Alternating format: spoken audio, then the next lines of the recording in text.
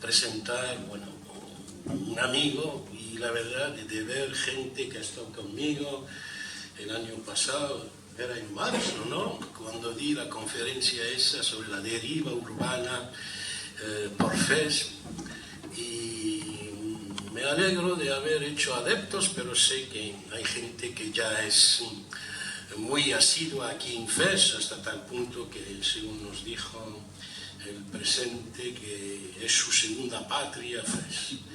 Y como dijo Roberto Bolaño, yo, la patria mía es mi biblioteca. Bueno, para mí es un honor estar hoy en el Instituto Cervantes.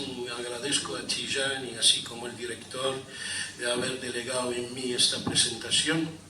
Presentar a Emilio, bueno, somos viejos conocidos, ya por el 2000, mayo por el 2004, aquí en el Museo Nayarín habíamos organizado, yo fui coordinador con nuestro amigo común, el catedrático de antropología, José Antonio González Alcantú, de un coloquio sobre la ciudad magrebí en tiempos coloniales, que en la época tuvimos un panel de gente, bueno, experta en ese tema, y ha sido un exitazo. Y me acuerdo sobre todo la ponencia de mi amigo Emilio, hasta tal punto hoy me puse a las 4 de la mañana a leerla otra vez, y ya le dije, es para da para un libro.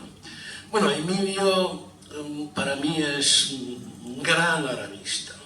Afortunadamente hoy tenemos en España grandes arabistas, y yo tengo una gran suerte de contar con los 3 mejores arabistas actuales, gente joven: Emilio, Miguel Puertas Vilches y González Fernández Parrilla. González Fernández de familia, hasta el que enseñó a mi hijo a andar en Tánger.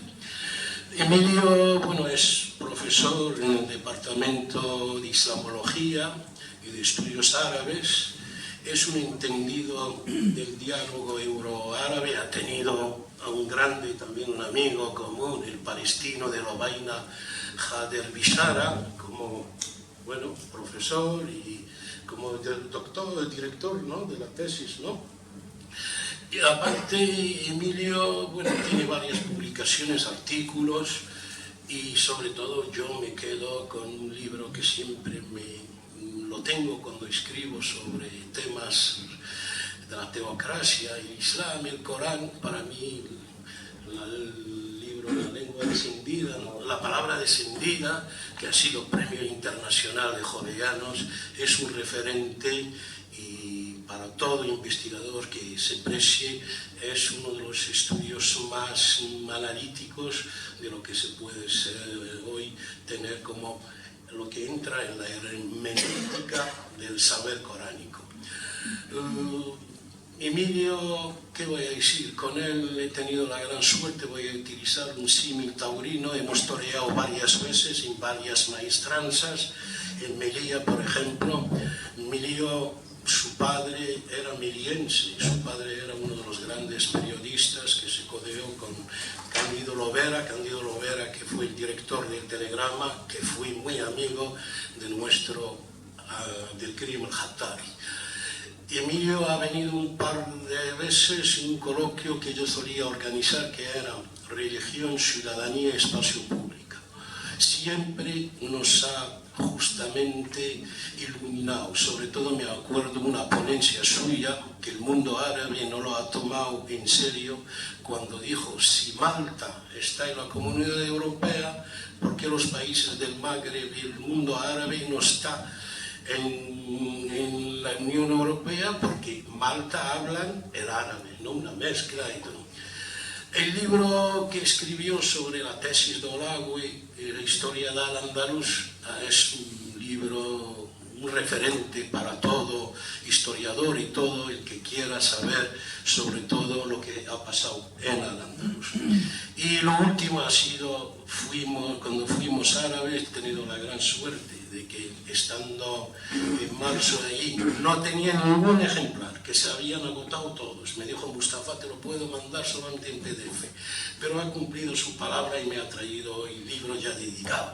Fuimos árabes, para mí es, bueno, un libro con el cual estoy en sintonía y me ha aprendido un montón la parte biográfica cuando habla de sus estancias aquí, hasta cita a un antiguo profesor, director del departamento aquí, el señor Lambrani, que se ve que ahora ha dejado el hispanismo y se dedica a otras cosas.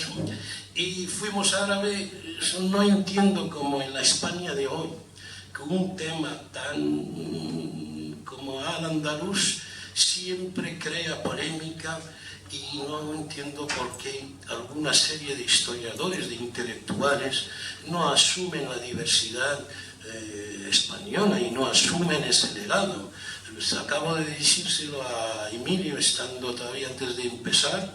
En Francia acaba de salir un libro que se llama Nos ancêtres les Arabes, nuestros antepasados los árabes, y es un libro que ha tenido un éxito en Francia. Hasta los franceses no sabían que la palabra, por ejemplo, falda, jupe, viene de jubba, no sabían alcohol, que era tal, no sabían alcohol, que era de origen árabe.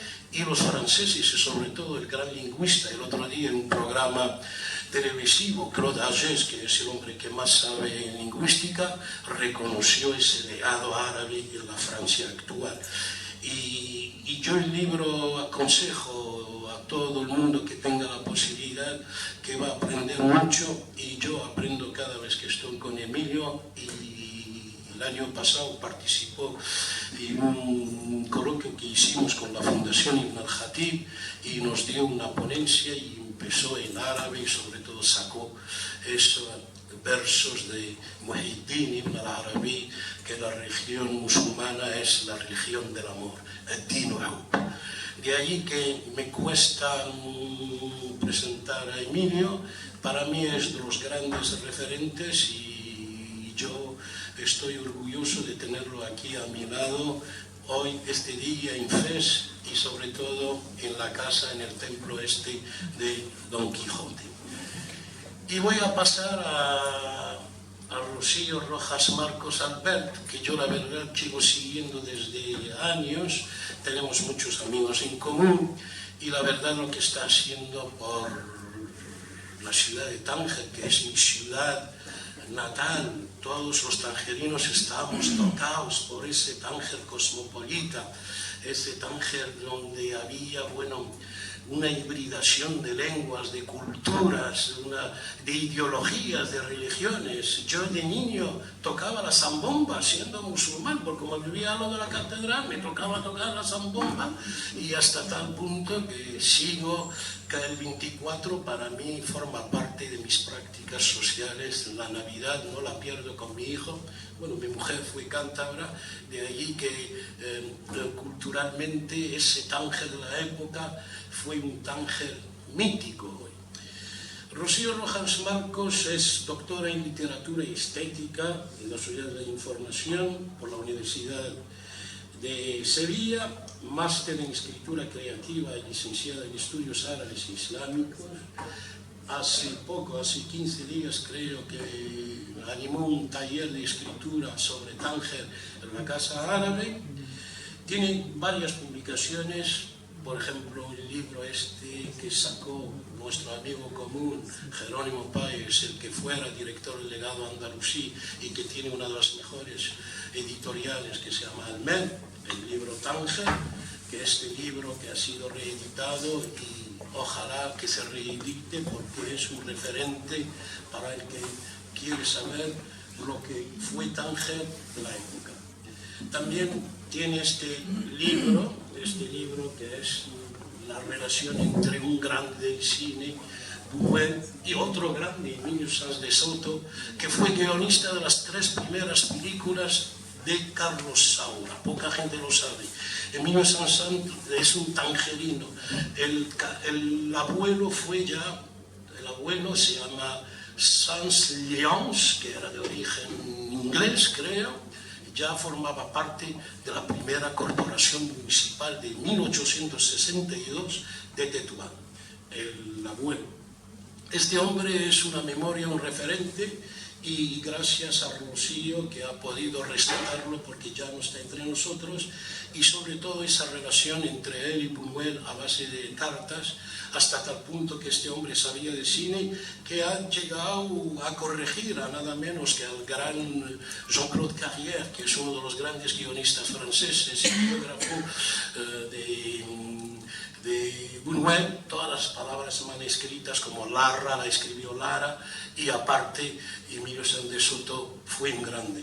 Y lo último, a este libro que he tenido el placer, mira lo que es, yo creo, La necesidad del azar, es un libro de Jacques Monod, por los que creen en el destino.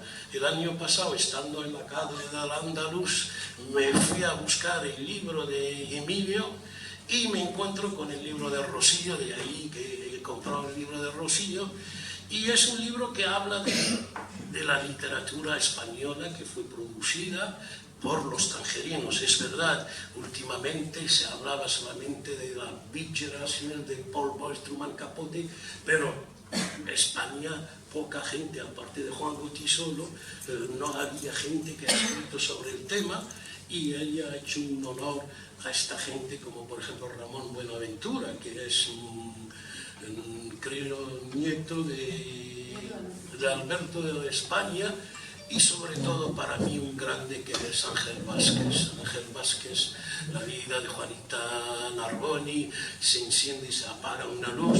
Este hombre que ganó el premio Planeta en el 62 y nadie lo sabía, y cuando lo estuvieron buscando lo encontraron en el Parque de las Naciones de Casablanca, allí tomando el sol, y como él no trabajaba, bueno, para que la gente diga por lo menos que está haciendo algo. Este hombre, cuando fue a un pueblo, Ubrique, le pidieron que haga el censo. Como el hombre le gustaba la bebida, se olvidó de hacer el censo, y un día el alcalde dijo: ese censo no está. El tío lo inventó y era correcto. Ángel Vázquez. Aparte de Ángel Vázquez, bueno, habla de Emilio Sáenz de Soto. Este hombre es una pena, tenía una memoria, tenía, bueno, una formación exquisita, pero nunca llegó a publicar, y por eso hoy tenemos algunas cosas, algunas cartas, algunos artículos en El País, y todo su fondo está en la residencia de estudiantes. Voy a ser Mustafa el breve, no voy a seguir porque los protagonistas son Emilio y Rocío. Os doy la palabra y tenemos hasta las 7:30, porque la boda, con ver la primera parte uno ya aprende mucho.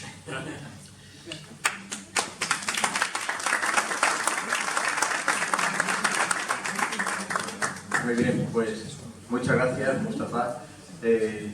Ya que estamos en el mundo árabe, lo que quiera que sea eso, y ya podemos hablar de desde cuándo y hasta cuándo, hay un refrán que dice Is'al anil jar qabla dar wa anir rafiq qabla tariq. Y es evidentemente lo que siempre me pasa con mi amigo Mustafa: pregunta por el vecino antes que por la casa, y por el compañero antes que por el camino. Mustafa y yo hemos sido compañeros de viaje muchas veces, hemos sido compañeros y vecinos muchas veces, y evidentemente la casa y el viaje era lo de menos cuando estaba este hombre al lado, ¿no? Que siempre ha sido un gran anfitrión y un gran amigo, ¿no? Así que muchísimas gracias, ¿no? Yo voy a ocupar mi tiempo en hacer la transición lógica entre lo que ha podido decir Mustafa, lo que yo tengo que decir sobre mi libro, y lo que puede tener de implicación y de conexión con el libro de Rocío Ramos Marcos. Este encuentro ha sido posible gracias a una unión de planetas que han creado, digamos, un espíritu adecuado. En primer lugar, gracias al Instituto Cervantes por hacerlo posible. El director nos escribió el otro día diciendo que no podía estar aquí. Está representado magníficamente por Tiján, y Maribel ha hecho todos los grandes oficios de una muy buena bibliotecaria, que nos ha sorprendido aquí con toda la bibliografía que tenía nuestra, y con libros incluso que nos ha dado editados, ¿no? Y les agradezco a todos ellos. Agradezco también a la Fundación Tres Culturas del Mediterráneo, porque esto, al fin y al cabo, es una cátedra al Andaluz. Nosotros llevamos desde, habíamos calculado antes, Mario, que era desde 2009. Desde 2009 reuniéndonos cada último jueves de cada mes para presentar yo siempre a algún conferenciante o alguna conferenciante, y hoy es la última que yo voy a presentar o a presentarme, porque dejo la cátedra al Andaluz. Por eso quería deciros que era la gran ocasión especial y bueno, por lo menos que nos veamos en algún sitio celebrativo. No lo dejo por nada ni bueno ni malo, sino simplemente porque yo creo que las cosas hay que dejarlas cuando todavía están en funcionamiento para que alguna otra persona la recoja con la misma fuerza y la lleve más lejos, ¿no? Yo tengo una situación laboral ahora que va a cambiar ligeramente, ya voy teniendo una edad y va a ser muy difícil que pueda cumplir los últimos jueves de cada mes en un mismo sitio, por lo tanto voy a intentar que esto no muera, sino que precisamente lo pueda utilizar quien le dé mucho más vigor, que seguramente en enero yo todavía estaré por aquí, podré indicar al siguiente conferenciante, pero ya funcionará con otro público, ¿no? Eso quiere decir que si damos las gracias al presentador, si damos las gracias al templo que decía antes Mustafa, que es el Instituto Cervantes, también tengo que dar las gracias al público fiel de la cátedra al Andaluz, que no ha sido nunca público, sino que ha sido siempre parte de la cátedra, porque ha sido un entorno participativo, ha sido permanentemente un intercambio de ideas, y yo he aprendido con ellos y me he esforzado por buscar los conferenciantes y las conferenciantes que pudieran ser interesantes gracias al público que conocía. Por lo tanto, esta cátedra está a la medida de su público y el público a la medida de la cátedra, y por eso tiene que seguir funcionando, ¿no? Por último, quiero tener unas palabras especiales para mi buen amigo y compañero Pedro Cano, compañero del Departamento de Estudios Árabes de Sevilla. Nos conocemos hace 30 años, los dos teníamos 2 años cuando nos conocimos, y la verdad es que ha sido un buen compañero siempre y un buen amigo, y es un placer y un honor tenerlo aquí con nosotros, ¿no? Mi presencia aquí se corresponde con la presentación de un libro que es Cuando fuimos árabes. Un libro que ha sido muy criticado en España, gracias a eso ya se ha vendido su segunda edición. Saben ustedes que lo más importante en este mundo es tener una buena crítica. Y luego lo más importante además es que la gente lo compre simplemente por buscar algún tipo de reseña negativa a la hora de hacerlo público, ¿no? Ese libro ha tenido muy mala crítica, por lo tanto eso me enorgullece, sobre todo por quien se pone al frente de las críticas. Y luego está siendo traducido simultáneamente al turco y al árabe. Y al árabe saldrá como Aindamakunna Arab, que por cierto un personaje de este país, cuyo nombre no quiero recordar, le ha parecido muy mal que yo haya escrito un libro que sea Aindamakunna Arab, porque no éramos árabe, sino que éramos andalusiyín, que es una estupidez como otras tantas que se le ha ocurrido a este señor a lo largo de su vida, porque es como si yo escribo un libro que digo cuando fuimos marroquíes y a la gente dice este libro no sirve porque es cuando fuimos de Fez. Bueno, vamos a intentar aplicar un poco de inteligencia colectiva a las cosas, ¿no?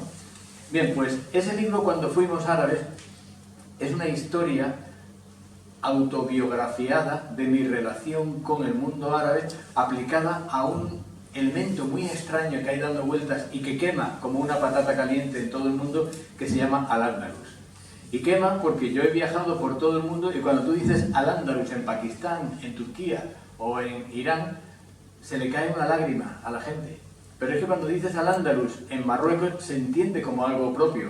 No sé si fue en tu charla o una de las charlas, en cualquier caso con este mismo público, que hablaba algún conferenciante de un chiste que había de cuando en una patera cruzando de Marruecos a España se cae todo el mundo y le dice, los dos que están conduciendo, ambos marroquíes, le dice, oye, ¿qué hacemos? Hay que salvar a la gente. Dice, no, pero son muchos. Dice, bueno, pues vamos a salvar a los marroquíes. Dice, ¿y cómo sabemos quiénes son marroquíes? Dice, pues tú canta Tixbila y el que diga el Liu Libra ya sabes que es marroquí. Bueno, pues eso, que es intrínsecamente marroquí, que es absolutamente un signo de definición de lo que es Marruecos, resulta que refiere históricamente a Tariq Ishbilia, el camino de Sevilla. Y ese camino de Sevilla era cuando la gente pues tuvo que abandonar Al-Ándalus porque no se les permitía seguir siendo musulmanes, no peninsulares, sino musulmanes. Es decir, se les obligaba a una única forma de ser españoles. Y esa gente tuvo que dejarlo. Selebi Entonces, esa gente que dejó de ser españoles, resulta que lo que les unía con el resto de la península ibérica era un idioma, porque no les unía una religión, porque esa gente había sido musulmana en un entorno en el que había judíos y había cristianos, y no había ningún problema, como nunca hubo un problema en este país en la convivencia entre religiones. No lo hubo en ningún caso hasta el momento en que, a partir de 1492, unos reyes traicionaron un contrato. Ese contrato se llama las Capitulaciones de Santa Fe, y en esas Capitulaciones de Santa Fe, que son el contrato para la cesión de Granada a la Corona de Castilla, se estipula que se respetará la lengua y la religión de los habitantes de Granada. Y la traición de ese contrato, que sería equivalente en términos históricos a traicionar los fueros de Navarra, por ejemplo, a ver si se ocurre a algún rey de España traicionar los fueros de Navarra hoy día, esa traición hizo que tuviera que irse mucha gente, pero se llevaba a Sevilla, a Al-Ándalus en la mentalidad.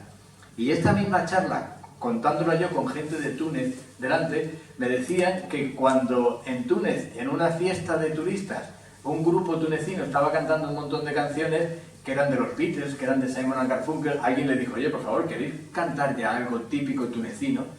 Y en el norte de Túnez, un tipo empezó a cantar Mahla Layali Ishbilia, qué dulces son las noches de Sevilla, porque era la canción típica de aquella zona. Y ahí hay algo que nosotros no hemos sabido nunca utilizar: la sociedad inclusiva que vivió durante muchísimo tiempo en la península ibérica. La crítica a cuando fuimos árabes, ¿saben ustedes cuál es? Que ese nosotros, ¿a qué se refiere? Que si se refiere a España, España no nació hasta mucho después. ¿Por qué? Porque la gente confunde voluntariamente el Estado español con España como realidad geográfica. En el año 630 y tantos, un señor llamado Isidoro de Sevilla escribió en latín una obra que se llamaba Laudes Hispaniae. ¿No? El latín puede ser o no complicado, pero esa locución no es tan difícil traducir como elogio de España. O si quieren vamos a llamarlo Hispania, pero parece que la palabra ya está dando vueltas por ahí. Pero es que siglos después, un señor llamado Al-Shakundi escribió una Risala fi Fadl al-Andalus. Y exactamente en los mismos términos y títulos lo escribió un tipo llamado Ibn Hazm. Y ambos describen y valoran las mismas tierras, las mismas costumbres, la misma forma de afrontar la vida. Por lo tanto, cuando fuimos árabes, como empieza el libro diciendo, es una declaración de principios, la declaración de una sociedad inclusiva. No es una recuperación, no es un volveremos a ser lo que fuimos, no es un volvamos a conquistar. A mí esas cosas no me interesan lo más mínimo. Cada generación tiene su propia narrativa. Si durante la siguiente narración nos cuentan que los catalanes son malos, durante 30 años nos dicen que los catalanes son malos, acabaremos diciendo que los catalanes son malos. Cada generación está contando una narración. A los catalanes durante una generación entera les han ido contando una historia diferente. Aquí, y a lo mejor me voy a meter en un charco que no debería, yo llevo 30 años asociado a la Universidad de Sevilla. Se lo comentaba antes cuando presentaba a mi compañero Pedro Cano. Cuando yo le preguntaba a la gente ¿de dónde vienes? Hace 24 años que ya tenía yo clases a mi cargo, alguna persona me decía, yo soy árabe. Unos años, primero decían yo soy árabe. Unos años después dijeron yo soy marroquí. Y ahora me dicen soy musulmán. Y provienen de la misma ciudad, exactamente la misma ciudad, porque la gente en una sola generación cambia su identificación colectiva. Por lo tanto, a mí no me interesa en absoluto hablar de estados, no me interesa en absoluto hablar de generaciones, me interesa hablar de territorios. Igual que en este territorio en el que estamos aquí, tan marroquí en términos de quiénes son los marroquíes, de lo que ocupa la geografía marroquí, tan marroquí es Moulay Idriss como el señor que puso la primera piedra en Volubilis, o el que acaba de montar la Universidad Euromed, donde nosotros hemos compartido clases. Todo eso ocurrió en este territorio, pues exactamente igual en España, durante 8 siglos, los españoles, es decir, los que vivían en esa tierra llamada Hispania, hablaban árabe. Y esa es la identificación principal de una cultura, su lengua, su literatura, su inconsciente cultural. Y durante muchísimo tiempo, 8 siglos como mínimo, y luego quedó más tiempo en el resquicio de la prohibición, lo árabe fue lo cultural español. Bien, no hay que ser muy inteligente para saber lo que implicaría hacer de España una sociedad inclusiva con el pasado árabe en una sociedad europea contemporánea en la que hay muchos árabes a los que se les está empujando a tener una identidad alternativa. Porque, como ustedes saben, en París, tú lo conoces bien, hay miles de árabes. Pero esos árabes son franceses por una sencilla razón, porque Francia invadió este país y le dio un carnet de identidad a la gente de este país que era una identidad francesa. Y cuando esta gente de aquí adquirió una independencia, los que se encontraron en territorio que ahora es Francia eran árabes de cultura, también eran franceses de cultura y no eran identidades exclusivas. Tú sabes, a lo largo de 40, 50, 60 años, la cantidad de personajes públicos en Francia que tienen un apellido árabe. Pero ahora está ocurriendo lo contrario. Está ocurriendo que ser musulmán es una identidad distinta en Europa. Que resulta que esos tipos son menos franceses o europeos que los demás. ¿Por qué? Porque son inmigrantes. Se mezcla el refugiado de una zona de guerra, el inmigrante y el que tiene una religión diferente en Europa. Estamos creando una sociedad europea esquizofrénica, absolutamente esquizofrénica. Y cuando fuimos árabes es una naturalización del pasado. Porque en el Mediterráneo solo hubo una cultura. Esa cultura se llamó Islam. Pero eso es también una religión. No es que sea lo mismo la religión y la cultura, como se nos está diciendo ahora. Eso es mentira. En Toledo, el principal monumento que visitan los turistas es una sinagoga de estilo islámico. En Sevilla, uno de nuestros principales monumentos es un castillo llamado Alcázar, que fue construido por un rey cristiano y estilo islámico. Por lo tanto, ese islámico adjetivo no implica religión, implica cultura. El Islam fue una cultura que heredó a Roma, no la que acabó con Roma. Por lo tanto, ese libro es un intento de deconstruir la historia para crear una narrativa coherente. Una narrativa coherente a la medida de sociedades abiertas, que es a las que hay que ir. Porque si el futuro del mundo es que vamos a ser identitarios solos, igual que somos los grupos de WhatsApp, no hay futuro para el mundo. ¿Qué es un grupo de WhatsApp? Un grupo de WhatsApp es un grupo de gente que, como uno cite un libro que no le gusta a otro, abandona el grupo. Tendría que estar obligado por ley que tuviéramos que cambiar de grupo de WhatsApp cada mes para poder tener gente diferente, porque estamos creando las identidades exclusivas. Y entonces eso es un horror. Y Marruecos, España, Francia, etcétera, estamos avanzando hacia sociedades exclusivas, fingiendo que la historia fue exclusiva, y esa es la gran mentira que yo intento acabar con este libro, ¿no? Y decía que quería hacer una transición desde lo que yo venía a hablar con el libro de Rocío, y voy a hacer dos paradas. La primera son estos tres pequeños libros que le he traído del director de Cervantes, y también 3 ejemplares para la biblioteca de Cervantes. El primero porque sé que al director el actual director, Óscar Pujol, Pujol, le interesa el mundo de la India, y hemos publicado en mi grupo de investigación un libro llamado Después de la carne, puertas del fuego hacia la muerte en Grecia y la India. Son libros absolutamente inútiles, por lo tanto son libros de los que realmente interesan. Son auténticas reflexiones intelectuales. El segundo es Cristianismo itinerante. El tercero, Miradas cruzadas. Este te interesaría seguro, te puedo mandar uno. La alteridad en Sartre y Levinas, que es un juego de cómo se crea la alteridad.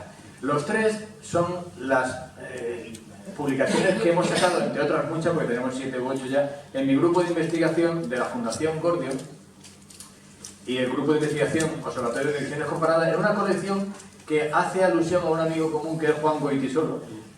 La colección es Malamatilla, porque los malamatíes, y él se presentaba siempre como malamatí, son, mira, antes ya que decíamos lo de los sufíes, son una corriente sufí de unos tipos que dicen que no hay que levantar polvo cuando se anda, hay que ir humildemente, porque cargamos el mundo y cargamos las culpas del mundo en nuestros hombros. Por lo tanto, el intelectual tiene que ser siempre humilde y mirar para abajo. Entonces hay un juego de intentar no ser demasiado divulgativos, pero sí ser omnicomprensivos en las cosas que estudiamos, ¿no? Estos 3 libros provienen de los fondos de la Fundación Gordion, cuyo objetivo era las tierras intermedias entre Oriente y Occidente. Y ahí es donde quiero dar el siguiente salto. El otro día, en una reunión que tuve una ocasión que me honró con su presencia, 2 personas en concreto. La primera fue el actual ministro de Exteriores, Josep Borrell, y su mujer, que es la actual presidenta del PSOE, Cristina Narbona. Y cuando Cristina me decía, pero entonces tú en tu libro, ¿qué quieres decir exactamente con cuando fuimos a ver? Y bueno, pues yo quiero detectar cosas como la que te voy a contar ahora mismo. Igual que dije antes con las canciones, Cristina Narbona se llama Narbona por una ciudad francesa. Cualquier persona pensaría que Narbona pues, es simplemente una ciudad francesa que puede o no tener una relación directa con un apellido español. Pero resulta que en el siglo XIII un señor llamado Moshe de Narbona publicó en hebreo una traducción de un libro llamado Hayy ibn Yaqzan. Hayy ibn Yaqzan es el que se tradujo, muy mal traducido, como el filósofo autodidacta. ¿Por qué mal traducido?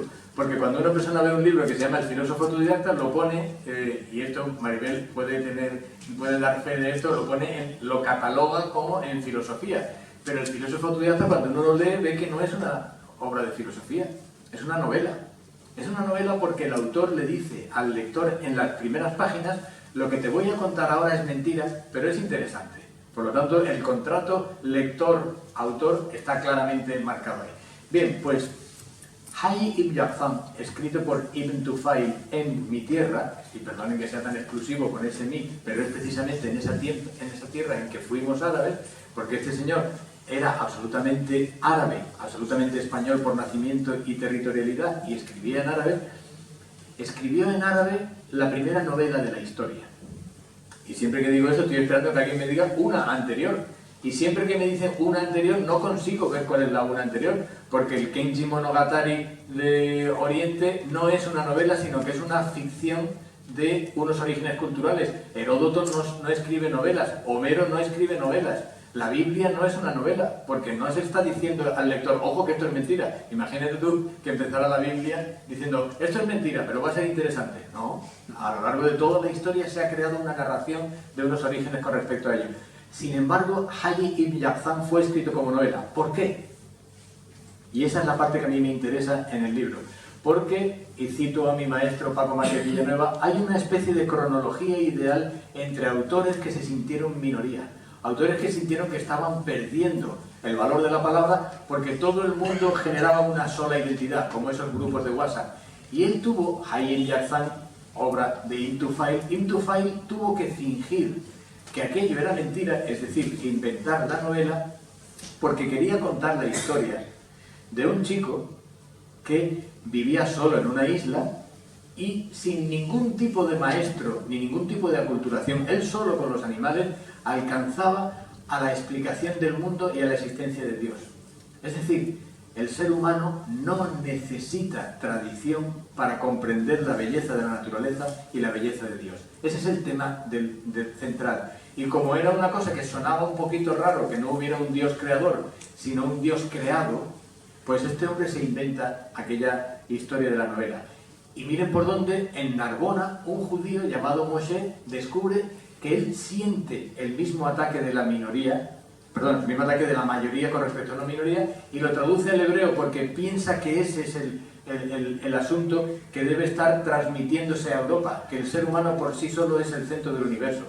Bien, ese es el principio de lo que se llama el antropocentrismo renacentista. Ese es el origen del pensamiento antropocentrista, el ser humano al centro de la creación y no Dios en el pensamiento renacentista. Eso, junto con Averroes, que decía que hay un camino para alcanzar la verdad, que es la religión, y hay otro para alcanzar la verdad, que es la ciencia, y no se deben mezclar, son los dos puntales del Renacimiento europeo. Y decía que, ¿por qué la segunda parte de Moshe de Narbona? Bueno, pues porque este Moshe de Narbona está traduciendo al pensamiento europeo lo que en Al-Ándalus se ha transmitido desde el pensamiento oriental, porque esa idea del ser humano en el centro del universo ya estaba en Avicena, y antes estaba en la filosofía de los mandeos, y antes estaba en los oráculos caldeos, y Al-Ándalus fue el gran nexo de conexión con toda la antigüedad. Pero es que le decía que es interesante cómo muchos años después, imaginen ustedes cuántos años después, ¿cuándo escribió Ángel Vázquez La vida perra? En el año 77, un señor embarrancado en Tánger, digo embarrancado porque es una especie de, no quiero decir quiste, pero sí istmo cultural, la sociedad española que tuvo que buscar refugio en Tánger, porque el que vivía en Tánger huía a Tánger. Rocío me puede corregir después, pero la idea es que Tánger fue durante muchísimo tiempo un refugio para españoles en esa genealogía ideal de gente que se ve abocada a tener que huir porque la mayoría le está marcando una dirección. Mi amigo Antonio Manuel, que estábamos hablando antes de él, diría que era otro morisco, porque él dice que todo el que tiene que huir es siempre un morisco. Bien, pues Ángel Vázquez es genuinamente un morisco, es un español que tiene que florecer culturalmente fuera de España. Y él no solamente vive en Tánger, sino que, y Rocío lo explicará ahora mucho mejor, sino que crea la gran novela sobre Tánger a la medida de una autobiografía de una señora, Juanita Narboni.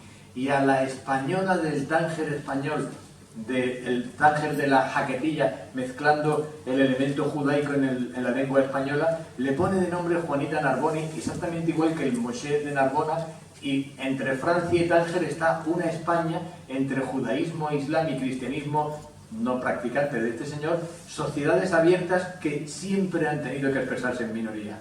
Por eso, y con eso termino, a mí me enorgullece que cada vez que saco un libro, algún tonto me meta el dedo en el ojo, porque eso siempre te marca en esta genealogía ideal de la gente que ha servido y que ha tenido algún interés en la cultura, ¿no?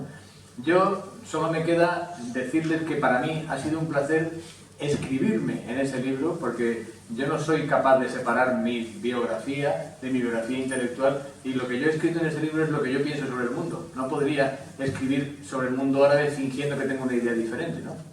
Creo en las sociedades abiertas, creo en el mundo del Islam como la gran civilización que en el Mediterráneo estaba escribiendo de nuevo la historia, y creo en la idea de un colega mío llamado Juan Bernet, que decía que en todas las películas a la Edad Media siempre se la describe como los siglos oscuros. De hecho, incluso el Islam de la Nahda, cuando habla de todo lo anterior, habla de Azam al-Dhulumat, la época de las tinieblas. Hay un mundo ahí oscuro. Y decía Juan Bernet, la Edad Media no es que fuera oscura, es que está escrita en árabe y hay que comprenderla. Así que muchísimas gracias, y le paso la palabra a Rocío Rojas Marcos.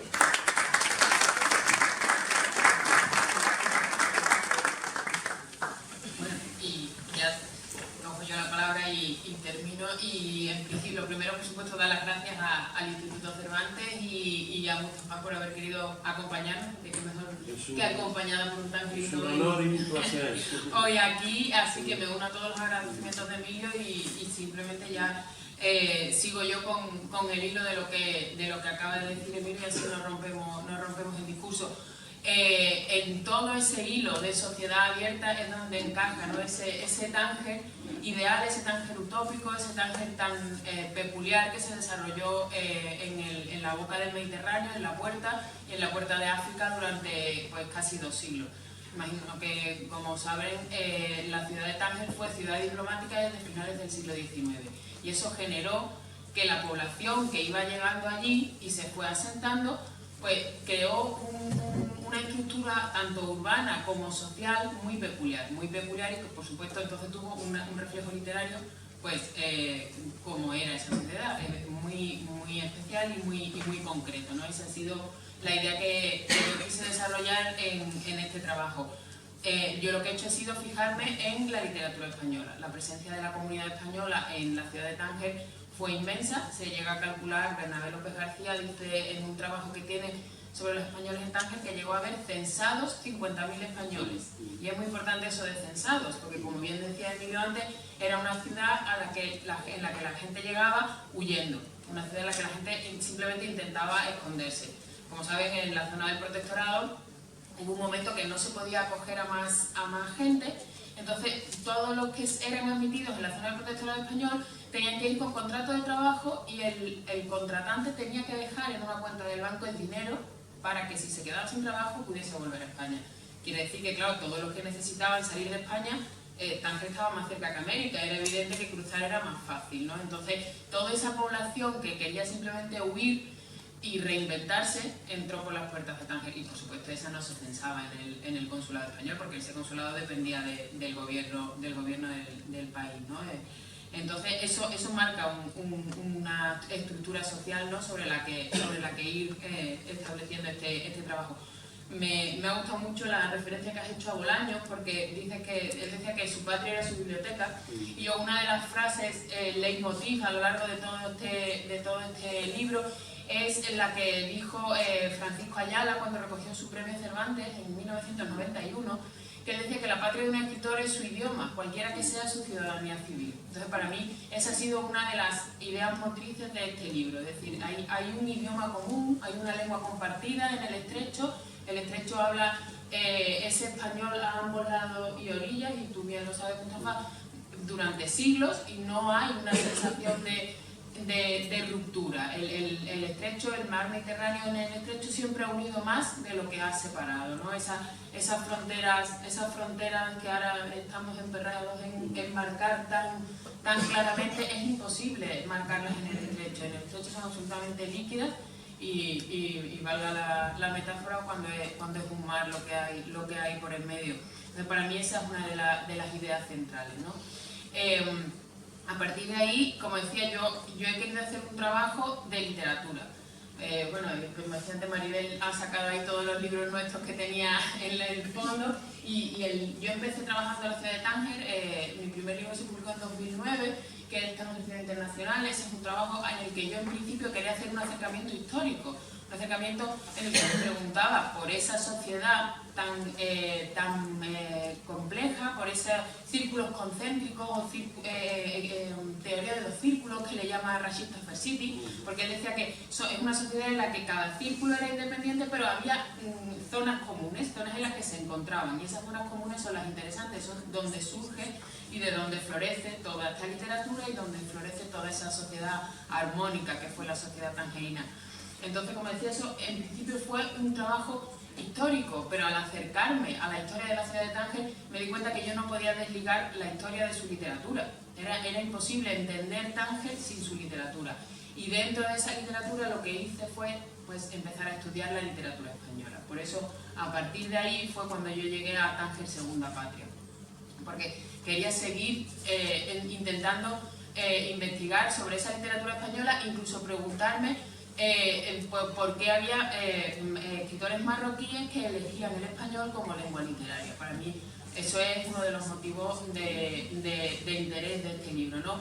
Y para eso me gusta mucho el planteamiento del escritor de Asila, Ahmed Araru, que él dice que un escritor, cuando se enfrenta a la hora de escribir, como ya tiene que salir de la zona de confort de la lengua materna, una vez que decide que va a escribir, puede elegir entre cualquier otra lengua, que para él es igual de aprendida, el árabe fusha, el francés o el español, y que él elige el español. Entonces, para mí, eso era una de las cuestiones que más me interesaban en este trabajo, porque él lo llama escribir en lengua madrastra, que me parece un concepto precioso, porque es exactamente lo que puede significar: frente a tu lengua materna, tú escribes en una lengua madrastra, ¿no? Y a mí eso me parecía muy interesante. Fouad Larouí también ha reflexionado sobre eso.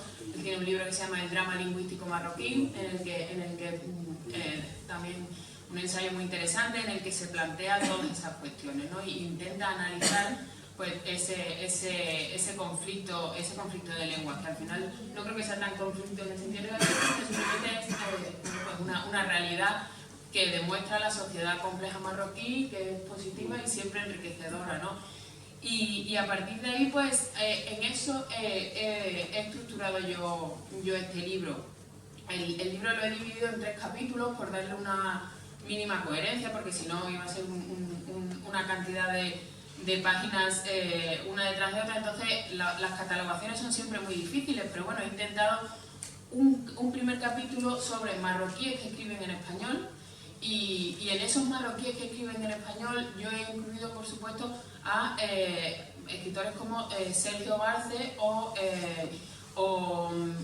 a Antonio Lozano, que me ha encantado aquí cuando he llegado a la parte de escritores en español, verlos ahí catalogados, ¿no? Porque ellos ahora a lo mejor tienen nacionalidad española y la tenían de nacimiento si sus padres los inscribieron en el consulado español, pero son nacidos en territorio marroquino. Claro, no la han enfrentado, que es lo mismo que decía antes Emilio, es un espacio geográfico del que estamos hablando y no tanto un país, ¿no? Entonces, a mí eso me interesa mucho. Luego hay otro apartado de los de los grandes escritores, como tú bien has citado, Ramón Buenaventura o Ángel Vázquez, que por supuesto son insalvables. No se entiende la literatura tangerina sin Ramón Buenaventura y por supuesto sin Ángel Vázquez. Por empezar por Ramón, bueno, Ramón sigue un señor muy mayor, sigue vivo, sigue viviendo en Madrid y ya no escribe, ya ha dejado de escribir, y yo creo que ha dejado de escribir, y en octubre se lo decía porque estuve con él en Casa Árabe, porque ha conseguido hacer las paces con Tánger, ¿no? Él bueno, pues fue de los que sus padres fueron de los que sí salieron de la ciudad después de la independencia, y él ya ha ido volviendo, pero claro, ya no ha ido volviendo al Tánger de su recuerdo. Esa ciudad se había ido en una evolución normal, había ido cambiando, y él ya dejaba de reconocer los sitios de su adolescencia. Entonces, claro, una formación adolescente en un sitio tan especial como la ciudad de Tánger, en el que no había censura, en el que la libertad era absoluta, en el que podía tener acceso a películas y libros en diversos idiomas, que cuando llegó a la península, desde luego, no dejó de tener. Eso fue un cambio demasiado drástico, y Ramón ha vivido con eso a cuestas toda su vida. Entonces, toda su producción literaria ha sido intentando no olvidar ese Tánger de su memoria, ese Tánger nostálgico, ese Tánger llorón, aunque sé que a él no le gusta eso de llorón, porque con la edad las personas cuanto mayores se hacen más les pesa esa nostalgia, ¿no? Y a él le da rabia reconocerlo y se niega. Y como yo le decía eso, como decía antes, que en octubre estuve con él, me llevó la contraria en todo ese día, en una mesa redonda, y yo le decía, pero Ramón, pero si dices que no, Rocío, ni hablar, yo escribo de Tánger, porque era la ciudad que conocía. Digo, no es imposible que una persona escriba 5 novelas y 10 poemarios, todos dedicados a Tánger, y que me digas que es porque es la única ciudad que conocías, pero también has vivido en Ibiza y has vivido en Madrid, y no se te ocurre escribir sobre Ibiza. Pero esas son tonterías tuyas. Los críticos siempre decís lo que os da la gana, y luego, y bueno, pues nada, me llevó a la contraria durante una hora entera en todo. Pero luego al final dije, bueno, ¿nos vamos a cenar? Y digo, sí, nos vamos a cenar, pero me ha llevado a la contraria delante de 50 personas en todo. O sea que, claro, es no reconocer, ¿no? esa sensación de desubicación permanente, porque él ha vivido en una permanente desubicación, porque desde los 20 años su ciudad ya no existía tal y como él la recordaba, y él se ha emperrado una y otra vez en escribirla. Y yo decía que ha conseguido hacer las paces, no sé si ha sido la edad o realmente haberse dado cuenta de que ya no tiene solución, porque en su última novela, bueno, es muy experimental escribiendo, no creo que, no sé si os apetecerá o no, pero os puedo decir que en su última novela su protagonista tiene Alzheimer. Entonces, a mí eso me parece la clave fundamental de toda esa literatura nostálgica, que por fin León Aulaga es capaz de olvidar todo lo que le ha costado intentar recordar durante toda su vida, ¿no? Entonces, literariamente es un ejercicio soberbio, y yo creo que Ramón es de los grandes escritores tangerinos. Y a partir de ahí, por supuesto, Ángel Vázquez. Ángel Vázquez es un monumento, me ha quitado la palabra, lo iba a decir. Es un monumento, es una literatura impresionante. En España, por supuesto, no se conoce, eso es otro de los grandes saltos que tiene que conseguir dar esta literatura marroquí escrita en español, o literatura hispano-marroquí. Para empezar, ponerle un nombre, eso no es algo que estábamos hablando antes, Maribel y yo, da igual, no hace falta ponerle un nombre, es literatura española, es literatura marroquí, es literatura como cada uno quiera definirla. Uno de los grandes profesores que se está dedicando a esta literatura ahora es el argentino Cristian Ricci, y él le llama literatura periférica en castellano. A mí, por ejemplo, eso es un concepto que no me gusta, porque el hecho de que sea periférica significa que ronda en torno a algo. Yo no creo que los marroquíes que escriben en español estén pensando en qué se hace en Madrid para escribir desde aquí, entonces ellos no rondan una periferia, simplemente escriben. Entonces, bueno, eso es ya más personal, y es algo de lo que yo abordo en este trabajo. Pero como decía, Ángel Vázquez es un tótem, ¿no? Él supo darle forma a la ciudad de Tánger. Él estaba ya viviendo en Madrid cuando escribió, él tuvo que irse al final, dejó la ciudad, estaba absolutamente solo. No lo obligaron. Sí, ¿no? Porque le dieron 2 veces la ayuda y se le dio 2 veces la ayuda para volver. Porque, sí. Entonces, claro, era un hombre absolutamente perdido. Y estando en Madrid, viviendo en una pensión mísera, él luego decía que de pronto Juanita se le aparecía. Porque claro, entre delirios empezó a escribir. Y empezó a escribir compulsivamente y de pronto le salieron 300 páginas de una novela que no hay otra igual en literatura española. Pero es que no creo que haya otra en otras muchas literaturas. Porque esta semana pasada estaba yo en una clase de máster con una profesora especialista en Joyce, porque ella ha hecho un trabajo comparativo entre el monólogo de Molly Bloom, final de Joyce, la mujer de Leopold y Juanita. Y decía, pero es que el de Juanita es muchísimo mejor y da igual todo lo que digan todos los profesores de literatura inglesa, que Joyce es el mejor escritor de la historia. El monólogo de Molly no es comparable con el de Juanita, y es que el monólogo de Juanita es una mujer en movimiento, una mujer en decrepitud, una mujer que está dejándose morir a la misma vez que la ciudad de Tánger está saliendo de toda su época internacional y está cayendo cuesta abajo en una debacle terrible de la que, claro, le ha costado, bueno, ahora está muy bien, la verdad, en la ciudad yo creo que lo ha conseguido, pero todo eso solo Ángel Vázquez supo reflejarlo, y supo reflejarlo de una manera soberbia, en una lengua además que era, como decía Emilio, jaquetía, y que era la lengua que hablaban los hebreos, ¿no? Sefardíes de la ciudad de Tánger. Es de las únicas obras literarias escritas en esta lengua, hay muy poco. Y entonces él consiguió darle forma a toda esa ciudad antes de que desapareciese. Porque luego, por supuesto, que está el Tánger de Ramón, el Tánger de los americanos, como tú dices, que para mí no tiene interés ninguno, es completamente... El Tánger de Sucre. El Tánger de Sucre, por supuesto, ese sí que es importante. No, yo siempre digo que Tánger es un gran puzzle en el que todas las piezas hacen falta. Hay piezas que son más grandes y hay piezas que son más chicas.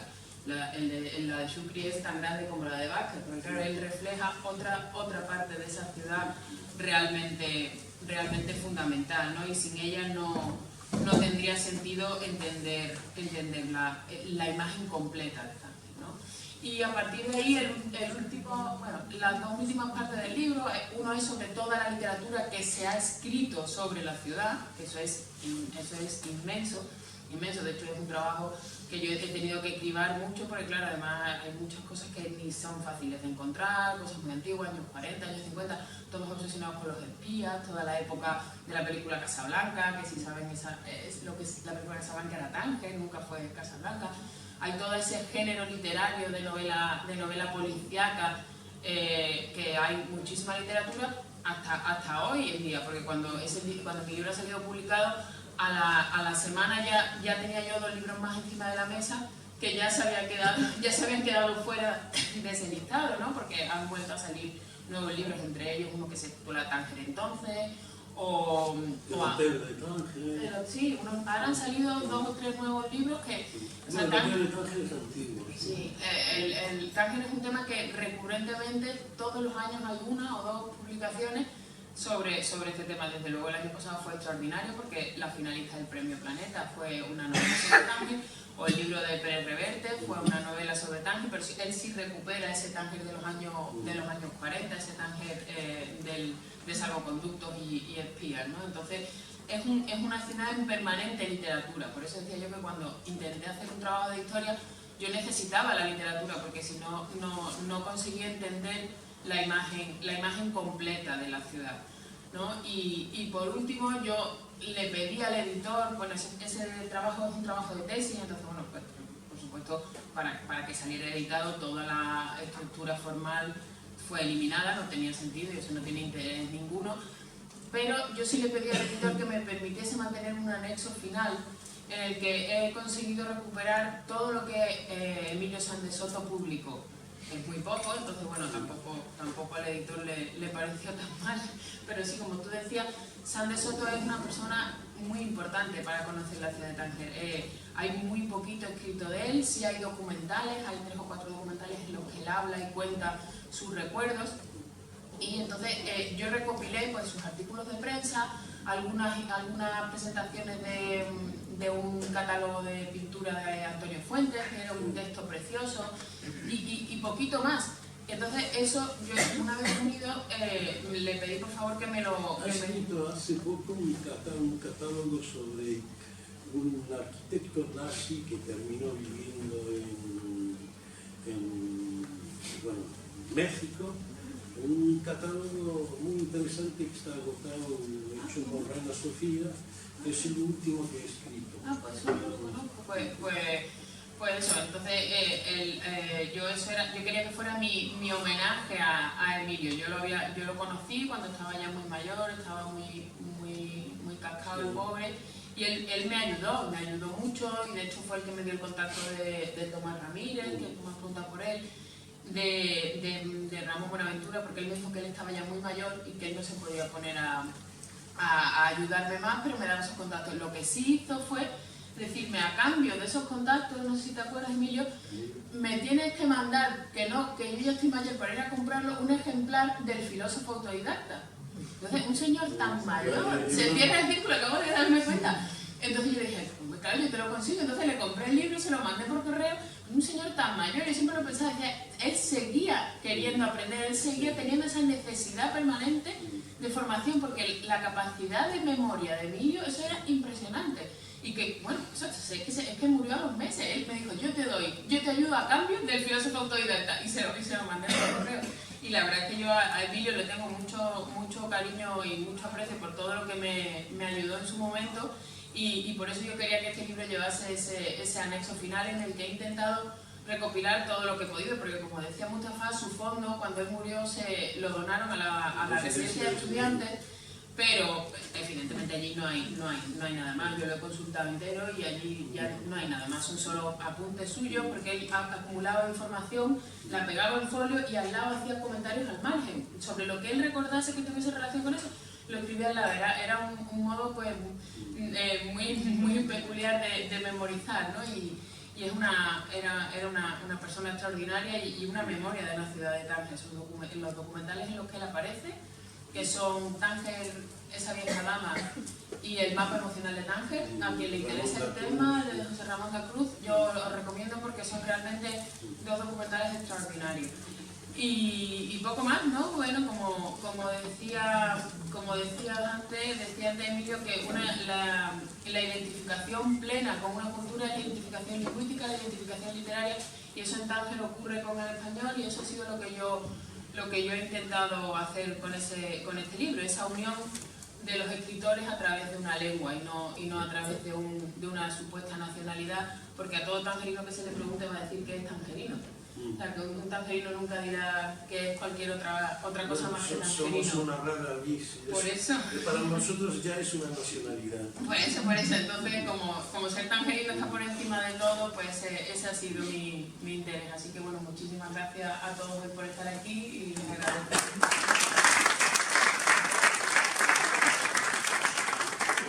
Una sola cosa, el libro de Rocío es el único que tenemos a la venta, pero lo ha puesto ella no a los 24 euros que cuesta en España, o 20 y algo, 23, sino a 100 dirhams o 10 euros equivalentes, ¿no? Y bueno, puesto que decíamos que esta es la última Cátedra Andaluz de mi temporada, luego vendrán otras temporadas, que son como las grandes series, por favor, sentíos en vuestra casa, me permito tomar el papel de anfitrión de los representantes de Cervantes para intervenir en lo que queráis, porque tenemos tiempo de debate. Yo soy primero. A mí no me interesa en absoluto la religión en la historia. A mí me interesa la religión en mi propia persona. Por lo tanto, cuando yo me siento a escribir, no tengo que ponerme el gorro religioso, ¿de acuerdo? Otra cosa es que yo en mi casa pueda tener una formación o un interés trascendental de lo religioso. Bien, pero vamos a la historia de la religión, no de la civilización del Islam. En el Concilio de Nicea, año 325, se reúnen un montón de obispos para hablar de una cosa en concreto: si Dios tiene un hijo. ¿De acuerdo? Bien, después del Concilio de Nicea se impuso la idea de que Dios tuvo un hijo. La cuestión es, el 60% de la gente que estaba en el Concilio de Nicea estaba diciendo que no creía que Dios tuviera un hijo, pero el 40% restante tiene el apoyo del emperador. La cuestión es, a partir de ese momento, si eres cristiano, tienes que creer que Dios tuvo un hijo. ¿Y qué hacemos con el 60% restante? cuando volvió a su casa, ¿dejaron de ser creyentes? La historia se escribe en los papeles y el pueblo va por otro lado. Cuando una persona lee en una moneda la ilaha illallah la sharika lahu, eso antes se había referido a determinados círculos cristianos, en árabe, porque como ustedes saben, hay árabes desde el Imperio Romano y desde mucho más allá. Lo que ocurre es que la gente dice, la ilaha illallah la sharika lahu, el Islam. La cúpula de la roca, el Islam. ¿Por qué la cúpula de la roca es un monumento islámico? La cúpula de la roca está siguiendo exactamente el mismo parámetro que la iglesia del Cacisma, que está dedicada a la Virgen María a 60 kilómetros de Jerusalén, y sigue exactamente el mismo esquema, una roca en medio, agua y versos alrededor diciendo cosas de María. La Zora 19 del Corán habla de María y de Jesús. De lo que no va a hablar nunca es de que Dios tenga hijos. Entonces, cuando una persona dice las ideas de Ferrin, Crohn, Wansbrough, Puin, Luxemburg, hay una lista enorme de gente que trabaja sobre el primer Islam. ¿Las teorías implican que el Islam es una herejía del cristianismo? Yo os digo que no, que el cristianismo es una herejía del Islam. ¿Por qué? Porque la imposición de que Jesús sea hijo de Dios fue una innovación, no era una tradición. La tradición es que a Dios no se le asocia con nada, la sharika lahu. Es así de simple. Entonces, el Corán no es un descendimiento, ¿sabes que yo he trabajado? El Corán no es un ovni, el Corán no es una nave espacial. En la historia de la humanidad se nos ha dicho que el Corán, y por lo mismo el Islam, es una nave espacial que llega al desierto, y es mentira. El Islam es la larguísima tradición del mundo entero. Todo musulmán tiene que saber que forma parte de una larguísima tradición, pero le han metido en la cabeza que viene de Meca. ¿Eso qué tiene que ver? En el momento en que en Bagdad, la fundación de Bait al-Hikmah, muy probablemente a través de un historiador llamado At-Tabari, se construye un relato diciendo que los abbasíes echaron a los umayyin y estos venían de los Julafá Rashidun, esa es la narración. Igual que Roma hace una narración de sus orígenes, igual que Grecia hace una narración. Pero una cosa es la narración, que forma parte de la literatura, y otra cosa es la realidad. Por un lado espiritual y por otro lado histórica. Por eso yo cuando la gente dice Emilio González Ferrín niega la invasión, yo no niego nada. Yo lo que digo es que ¿dónde están las pruebas? Las monedas. ¿Qué moneda? La ilaha illallah la sharika lahu. No, los sellos de plomo, porque sellos de plomo están escritos en árabe y son los mismos sellos que estaban utilizando los romanos en latín, y luego es una arabización del mundo. ¿Qué tiene que ver esto? Es que en España necesito una conquista. ¿Por qué necesito en España una conquista? Porque España, como Estado, se forja en la reconquista. Y sin conquista no hay reconquista. Entonces, todo ese castillo de cartas, de naipes, en el momento en que llega la más mínima brisa de aire, se tiembla. Por eso cualquier escritura es polémica. Y para tener más información, cómprate su libro. No fuimos a el otro. Ahí, una pregunta que voy a hacer a Rosy. Antonio Villena reconoció últimamente en un artículo que Mohamed Shukri hubiera escrito en castellano y en español. Y yo que he convivido con Shukri lo puedo corroborar, porque yo con Shukri, por ejemplo, Shukri Hafi es la picaresca en español. Aparte, Shukri tenía, por ejemplo, Rosalía de Castro.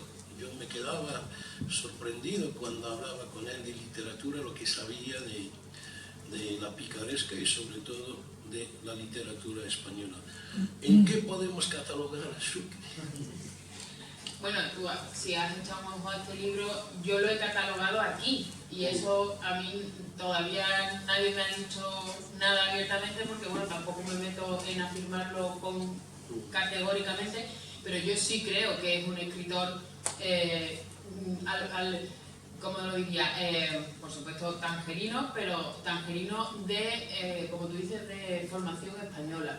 Lo que pasa es que, claro, al no dejar él constancia por escrito, esos papeles no existen ni en español, pero tampoco existen en árabe. Por supuesto, en árabe clásico, en Fusa es impensable que él pudiese escribir el pan desnudo en árabe, ¿no? Es una locura.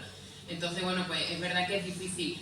Él tiene en el libro en el que le dedica a Paul Bowles, tiene un par de párrafos en el que insiste en decir que él lo escribió en árabe y que existe un manuscrito, pero claro, esa insistencia suya, 2 frases después, el propio se delata a sí mismo. El pobre, porque te das cuenta que él lo que quiere es intentar recuperar los derechos de autor que los había perdido y los estaba cobrando Bowles. Entonces, claro, si él justifica que había un manuscrito original en árabe que Bowles hizo desaparecer, entonces él quería intentar recuperar esos derechos. No existe ningún manuscrito, nunca se ha conservado, y la versión que hay en árabe es del 84, me parece. Entonces, eso es una traducción desde el francés al árabe, porque por supuesto que el vocabulario, lo que tú dices, lo que tú has llamado picaresca, porque por evitar algún tipo de vocabulario más ordinario, es imposible que eso él pudiese expresarlo en una fuja, y ese vocabulario que él tenía para dirigirse a todas las personas que van creando esa escenografía tangerina en la que él se mueve, solo podía ser en español, ¿no? Entonces yo sí lo creo, pero claro, es verdad también que sus grandes amigos, la gente que lo ha ido protegiendo a lo largo de los años, están interesados en decir que sí, que él escribía en árabe. Y él pudo llegar a un momento en que a lo mejor sus últimas novelas, o sus últimos libros lo pudiese escribir. A lo mejor La Jaiba, que acaba de salir publicado, sí, y estaba inédito. A lo mejor hay un primer boceto en árabe, pero desde luego no los primeros. Él dictaba o le contaba su historia a Bowles en español, y en español porque era la lengua en la que se entendían. Como de Moravet, como Moravet, y eso de Moravet, por ejemplo, hay conversaciones grabadas, de Shukri ni siquiera, pero sí hay, que ellos siempre han dicho que ellos se entendían entre ellos en español. Entonces, si se entendían en español, quiere decir que ese primer pensamiento a la hora de escribir era español y no desde luego árabe. Yo reconozco que él tenía un dominio, porque yo cuando le traduje un párrafo de...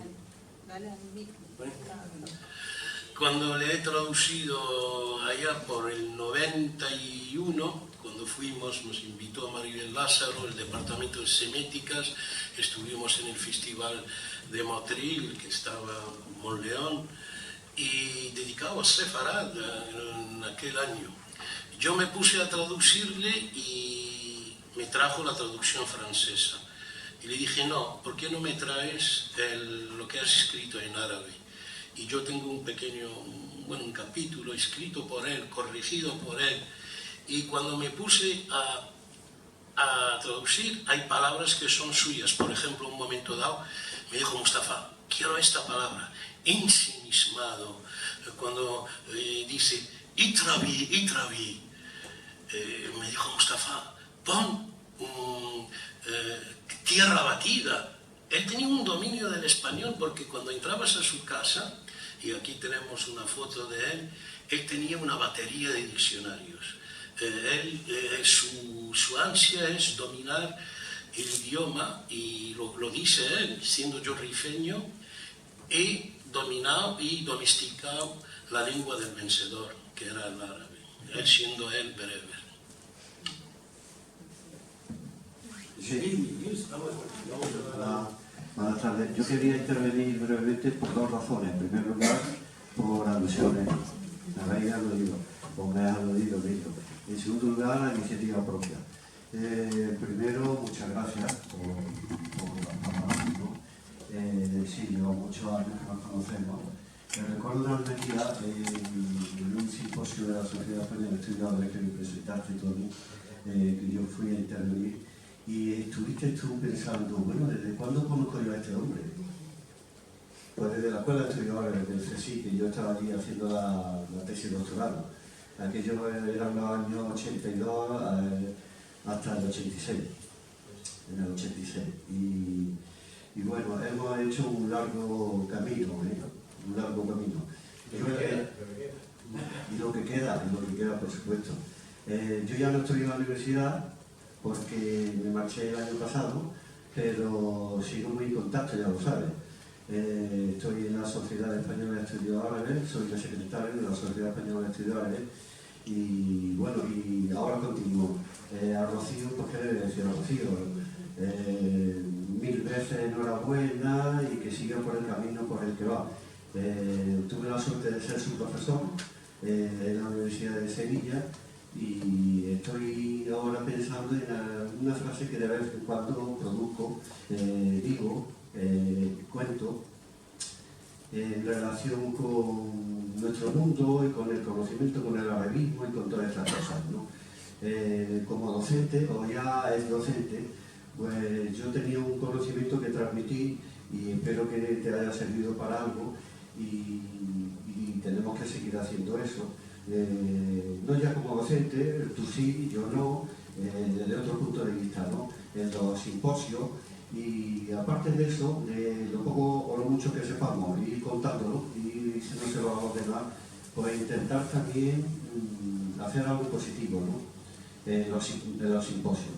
Estamos aquí en el Instituto Cervantes de Fez, yo es la primera vez que estoy aquí en el Instituto Cervantes y sé que trabaja mucho y bien, pero con los hispanistas, con escritores de expresión española fundamentalmente, ¿no? Pero yo desde la Sociedad Española de Estudios Árabes animaría a que hubiese más relación entre arabistas e hispanistas. Y tenemos una oportunidad importante el año que viene en España, primero, y luego en el Instituto Cervantes de Argel el año que viene. Y yo voy a intentar convencer a arabistas para que vayamos a Argel y nos unamos a los hispanistas y colaboremos en lo que podamos, ¿no? Pero que la unión hace la fuerza también, ¿no? Y también intervenir en Sevilla y en otros sitios, como aquí en Marruecos y en muchos otros sitios, para seguir hablando cosas actuales, de Tánger, o de Melilla, o de Ceuta, o de Sevilla, o de muchas cosas, de muchos... Y hablando de interculturalidad también, y hablando de Al-Ándalus, por supuesto, ¿por qué no? Y de todo lo que haya que hablar, si hablando se entiende la gente, ¿no? Y bueno, he hecho referencia a la SEA. En la SEA estamos pasando ahora una época crítica, y tú, Emilio, lo sabes también. Estamos ahí, si vamos o no vamos, si avanzamos o no. Y el caso es que no entra gente joven. No entra gente joven. Estamos analizando por qué. Y hay gente que dice, mira, pues no entra por esto y por esto, porque lo hacéis mal en este sentido. Bueno, pues entrando gente joven, ellos mismos podrán cambiar las cosas, ¿no? Y yo animo a eso también. Y en nuestra Sociedad Española de Estudios tocamos temas actuales. Y algunos incluso polémicos, porque en Córdoba precisamente este año, y con el asunto de la mezquita catedral de Córdoba, hay cierto lío montado. Entonces, y tocamos temas actuales. Bueno, y la frase esa que yo quería decir es Zakat al-ilm ta'alimuhu, que ya de vez en cuando la he dicho, ¿no? Y que yo presento 3 traducciones, cada cual que se quede con la suya, con la que más le guste. La ciencia exige su transmisión. Eso para los docentes, lo poco o lo mucho que sepamos, lo tenemos que transmitir, tenemos que hacer ese trasvase. El impuesto del conocimiento es su enseñanza, también. Los que sean docentes o no, todo el mundo, cada cual que sepa de algún tema debe contarlo, que no se lo lleve a la tumba. O por la transmisión del conocimiento existe... bueno, con su transmisión el conocimiento aumenta también, por lo cual estamos favoreciendo la alfabetización de la sociedad. Y me apoyo también en el Corán, que quiere gente instruida, y me apoyo también en los muros del Real Alcázar de Sevilla, en la Sala de Justicia construida por Alfonso X, el padre de Pedro I, y en algunos muros también del Real Alcázar construido por Pedro I, en el que se insiste en la transmisión del conocimiento. Hay que estudiar. Y bueno, ahí están los profesores que enseñan, pero los alumnos también tienen que estudiar, también tienen que querer estudiar. Con esto acabo. Gracias. Vamos a ir un aplauso fuerte para los dos ponentes.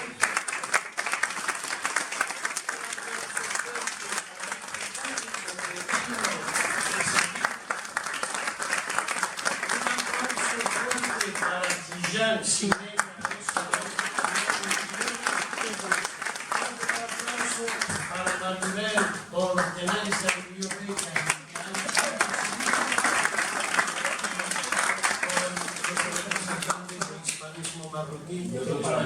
Es para ti.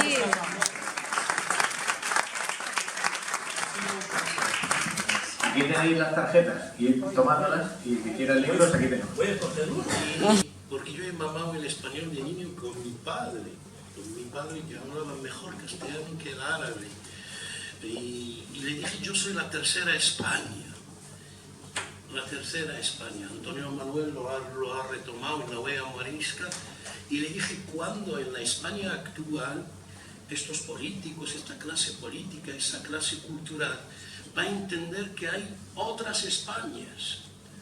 De ahí que yo personalmente, cuando empecé a escribir lo que llama ella y habla lo que llama Félix Guattari y Gilles Deleuze, la literatura mineure, yo también he optado por escribir en castellano y en francés. Yo soy un ensayista, no he escrito novelas ni nada, pero donde me siento, hasta dando clases, me siento, bueno, en el idioma francés o el español, en mi casa. Hasta tal punto que a veces, bueno, me lo decía mi mujer, que era cántabra, pero Mustafa, es que sueñas en español. Y es verdad, yo lo que quiero es que este homenaje que ha hecho Rocío a esta gente como Ángel Vázquez, Ramón Buenaventura, que España actual, que reconozca su diversidad, que reconozca en un momento dado, las pateras eran de Algeciras, la línea de la Concepción a Tánger, y eso me lo contó la mujer de Camarón, la mujer de Camarón, la Chispa, me reconoció cuando presenté un disco de su hijo en Madrid, me dijo, es que mi abuelo fue en barca a Tánger a refugiarse. De ahí que el español que hemos mamado, por ejemplo este español de Ángel Vázquez, cuando utiliza Mahbub, por ejemplo yo cuando fui a Laredo, mi mujer que es de Laredo, y Laredo, bueno, tenemos una familia sefardí, los Laredo, que ha escrito el mejor libro sobre memorias de un viejo tangerino. Yo tengo una hermana muy afrancesada, pero que se crió con amigas hebreas. Ella cuando llegó a Laredo, mi hermana habla un español cantarín. Hola Jorín, ¿qué tal? Jacobo. Y hay palabras que utiliza Ángel Vázquez en su libro, por ejemplo una palabra, ¡ay, me medio oliva! Pero eso en Cantabria es una cosa que forma parte de... Y yo digo, ¿qué tiene que ver Cantabria con Tánger? Y después, bueno, Laredo llegó a ser, en un momento dado, llegó a tener 3.000 habitantes en el siglo XIV. Era un puerto de mar muy importante, donde había una población sefardí muy importante que se trasladó a Tánger y trajo todo ese legado. Y todos estamos tocados. Yo aquí ahora tengo un problema con los tangerinos ahora. Cuando les digo, el otro día lo dije en mi conferencia, el imaginario actual de Tánger no me representa. La clase política de Tánger no me representa. El ambiente cultural tangerino no me representa. Y les dije que me siento muy a gusto en Fez. Para mí en Fez estoy muy a gusto. En Tánger me conocen por el jugador de fútbol que jugó hace 40 años. Digo, mira, he hecho carrera, he ido a París, y todavía soy jugador de fútbol, cuando odio el fútbol actual. Mira que haya sido buen jugador. Y esta gente como Emilio Sanz de Soto, bueno, lo que ha mamado, yo creo que, ¿por qué digo que el tangerino es una rara avis? Donde la religión no tenía peso. Se da la circunstancia que yo siendo musulmán, Antonio Lozano de familia católica española, Abraham Benchio que es sefardí, todos nos ha dado por la gestión cultural. Y hoy día los grandes gestores culturales suelen ser tangerinos. Metalsi, que fue uno de los grandes directores del Instituto del Mundo Árabe de París, no sé por qué nos ha dado por la gestión cultural y somos grandes gestores culturales y lo estamos demostrando. Y de ahí que lo mismo entiendo a Eduardo Arotegui, que no quería volver. Yo tampoco ahora, me dice Mustafa, ¿y no piensas ya afincarte otra vez en Tánger? No, ya no me representa Tánger. Fue un accidente que he nacido, he mamado lo mejor de esa época mía, la época mía. Ahora me siento más de Melilla. Yo tengo una relación con Melilla. Cuando llegué, encontré el sustituto de Tánger. Y en Melilla, sí que lo que dice el chico este, escritor que ha escrito La España vacía, Sergio de Molina, que Melilla tiene una magia. Será una ciudad cuartel, pero tiene una magia. Allí hay justamente varias identidades, hay una ciudadanía plural. Y yo justamente abogo por la ciudadanía plural, abogo por lo que llama a Canclini la hibridación. Todos somos híbridas. De ahí que lo que está pasando en Andalucía en estos momentos, el otro día mi hijo me dijo, papá, estoy muy preocupado. No sabía que había tanto racismo ahora en Andalucía desde que apareció Vox. Digo, ¿por qué? Me dijo, papá, que tengo que identificarme cada 2 por 3 cuando les digo que me llaman así. Yo he heredado con mi mujer un nombre que no tiene ninguna connotación religiosa.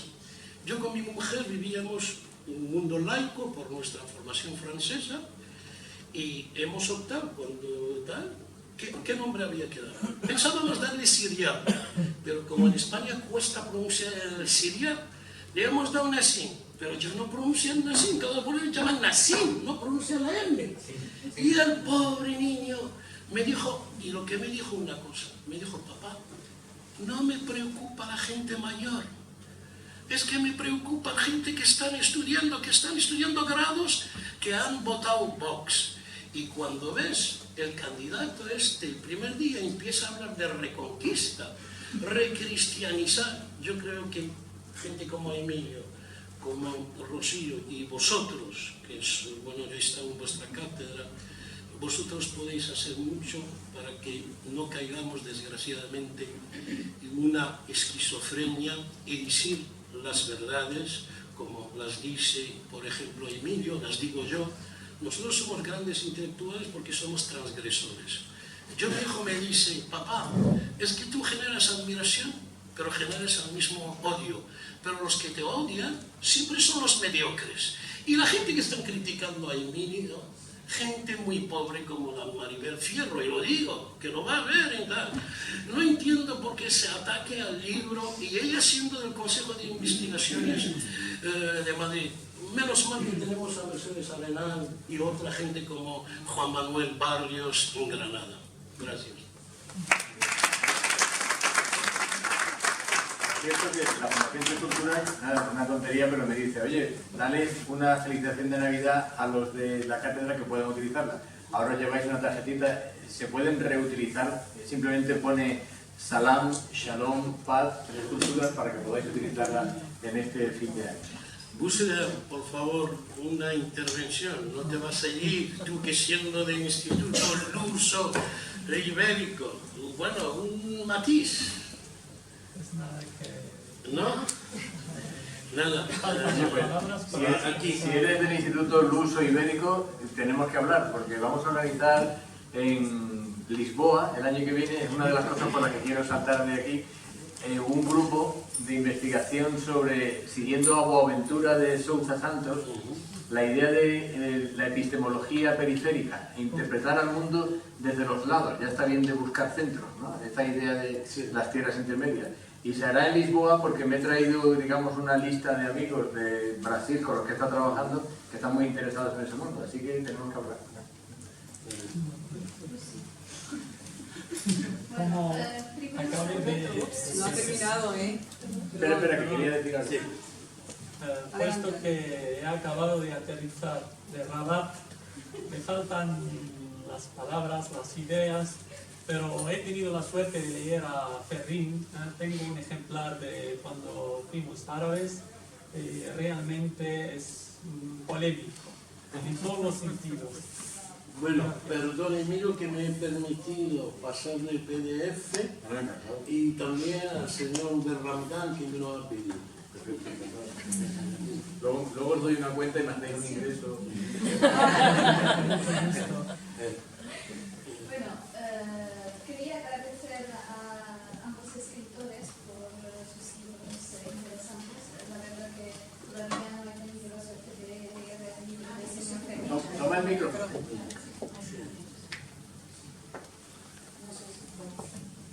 Sí, creo que funciona así. Bueno, estaba diciendo que agradezco a ambos escritores y que lamentablemente todavía no he tenido la suerte de leer el libro del señor Ferrín, pero creo en los días que vienen. Bueno, vas a hacer tener el libro, Bueno, pero sí el libro de Rocío, como lo teníamos aquí en la biblioteca de Cervantes, tuve la ocasión de leer el verano pasado y puesto que estoy doctoranda en literatura marroquí en español, así que me interesó mucho, sobre todo el subtítulo de literatura marroquí y bueno, por lo de Cristia Ricci había dicho que llama esa literatura de fronteriza, pero también la llama literatura sin fronteras y otras veces una literatura periférica, etc. Así que le da muchísimos denominadores, pero también es cierto que tampoco estoy de acuerdo con el señor Cristia Ricci en mucho de lo que dice, en tanto que especialista de la materia. Pero sí le agradecemos la labor científica que está llevando a cabo, porque como decía el Mohamed Diamou, que es profesor de la Universidad de Oujda, gran hispanista, recientemente homenajeado en la DOR, dijo que lo que pasa con el hispanismo marroquí en general es que la labor científica que llevan tanto los profesores académicos desde la universidad, tanto como los escritores marroquíes en español, es una labor que no tiene un objetivo final. Así que está cortas, pueden escribir un artículo y lo dejan, y luego tras tantos años reescriben otro, y puede coincidir en muchas ocasiones, pero una labor continua de un trabajo sobre lo que es el hispanismo marroquí en general, sea en la universidad, que tenemos 6 departamentos de hispánicas, etc. Esta labor científica lamentablemente no la tenemos. Pero el señor Cristia Ricci sí que está llevando a cabo una labor muy interesante. Y bueno, por lo de catalogar, efectivamente tenemos un gran problema, porque igual trabajando sobre el tema, lo de catalogar me resulta casi imposible. Tuve la suerte de estar en el último homenaje de Juan Goytisolo en Tánger en 2014, finales de 2014, por el mismo Instituto Cervantes de Tánger, y en el debate, al preguntarle por lo de catalogarle en tanto que escritor en esas antologías del señor difunto Mohamed Chakori y Sergio Macías, y le dije, pues ellos llaman sus antologías, por ejemplo, literatura marroquí de expresión española o en español. ¿Cómo le parece catalogarle dentro de estas antologías? Pues ha dicho que yo soy español y creo que tu pregunta debe dirigirse a los mismos coordinadores de dichas antologías. También tenemos otras antologías. Había citado a Sind Araru, que es un buenísimo ejemplo de escritor marroquí en español. Lamentablemente no cuenta con una propia obra suya, sino relatos en distintas revistas, etc. Pero lo que vemos es que lo excluyen en tanto que escritor marroquí en español de la mayoría de las antologías. Vemos el ejemplo de, si me acuerdo, de Lorenzo Silva y del señor Tesi, que también son escritores, pero no sé por qué excluyen a Ahmed Araru de sus catálogos. Tenemos también a Najat Hashmi, por ejemplo, si se acuerda Mustafa, cuando hemos organizado un encuentro aquí en Fez a cargo del Instituto Cervantes, en 2017 sobre la literatura marroquí en español, y mi artículo tenía como corpus a Najat Hashmi, la mayoría de los presentes, que eran profesores míos, investigadores, etc., me han llevado la atención de que Najat Hashimi se niega a reconocerse en tanto que escritora marroquí de expresión española. Ella se considera como amazigh, como catalana, más que los propios catalanes. Así que era inoportuno incluir a Najat Hashimi, a la escritora de los marroquíes, los jóvenes marroquíes que están ahora en Cataluña, como literatura marroquí en español. Así eso de catalogar es un problema serio, ¿no? Y bueno, agradezco a todos. Un homenaje en su prólogo a Charcot. Sí, pues si quieres te voy diciendo, por ejemplo, a mí por supuesto que Christian Ricci creo que ha hecho un trabajo fundamental porque ha antologado a la gente de la que no se había publicado nada. Entonces, por supuesto que su trabajo es necesario y además se habla que va a sacar me he enterado que va a sacar una nueva reedición de su antología con nuevos escritores.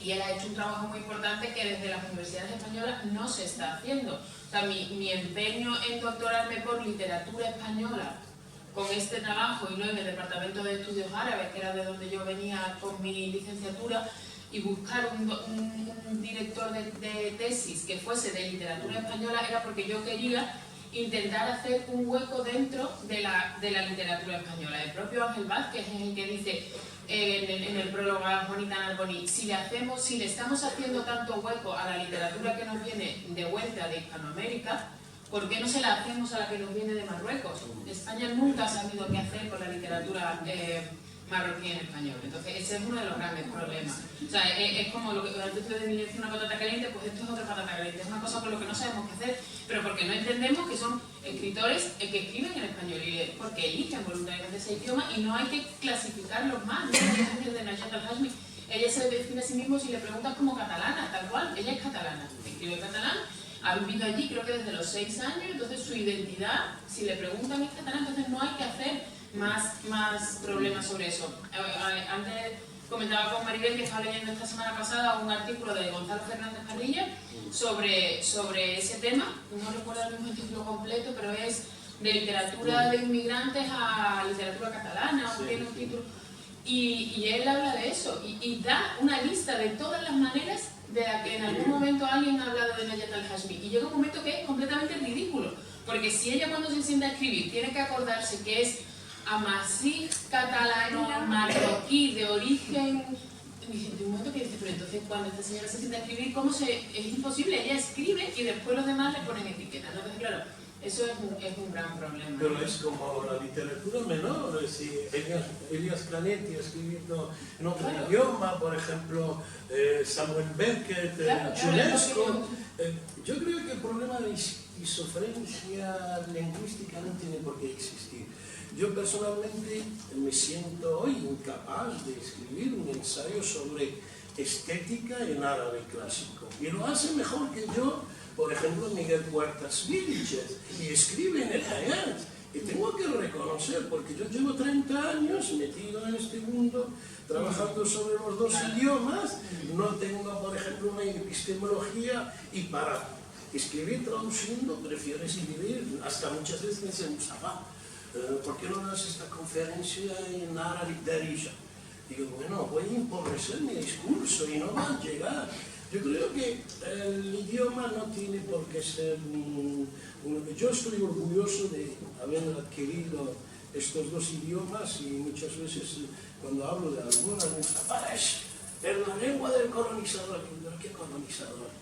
Si yo aquí lo que veo es la universalidad, un Pierre Bourdieu no lo encuentras todos los días, un Michel Foucault no lo encuentras. Gracias a esta gente soy lo que soy, gracias a un Edouard Said soy lo que soy, de ahí un Marqués Villanueva, o esta gente que nos ha aportado, un Soledad Orgoiti, gente que te aporta, y la lectura, por eso yo he dicho, y estoy totalmente de acuerdo con Roberto Bolaño, yo sin mi biblioteca hasta tal punto que un día vino una mujer a hacerme limpieza y entró.